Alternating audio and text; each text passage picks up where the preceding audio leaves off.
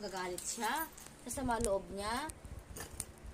Bakit sasama loob niya? Bakit siya magagalit? Eh, ginusto niya yan. Paano kung nawalan na ako ng trabaho? Alam mo, simula nung umuwi siya, ibis na maayos tayo, maayos yung pakikisama. Ang problema, siya tong hindi nakikisama ng maayos, kaya laging negative ang nangyayari sa kanya kasi sa iba. Ayan, ang dami niya sinasabi na Ayun nga yung nakakainis. Alam mo, parang siya, ang dami sinasabi. Ang sunod. Ayun nga, di ba? Kaya ayaw, kasi ang iniisip niya, ang hirap yung kumili ng pagpunta. Isip ka niya, magkapag ng gamit. Alam niya biglang, tapos makabaka na naman niya, ginagawa mo, hindi maganda. Eh, gusto natulong siya, wala. Kasi katulong pamilya. Oo. Kasi yun niya, yung niya, ano siya, puro sayabang yun, patay na. Kasi nga, yung aso na yan, hindi naman yung askan. Yung aso na yan, is kailangan mo talagang alagaan sa loob ng bahay. Kailangan mo i-groom, kailangan mo i-pabit every month, paturukan, kailangan ng pagkain yan. Mga kaibigan mo nag-alaga ng husky.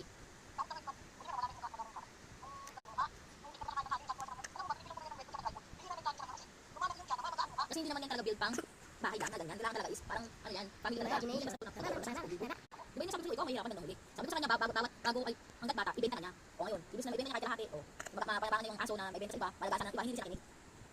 So, akala niya, lahat na sa isip niya, tama. Akala niya, sabi sa puso na, yung gusto ko makuha ko, hindi lahat nakuha mo nga, pero nasa maling desisyon ka naman. Nakuha mo nga yung gusto mo, hindi mo nilagaan ng ayos. Nakuha mo nga, nakabili ka ng ganito, hindi mo nang mabayaran ng ayos. Wala din. Wala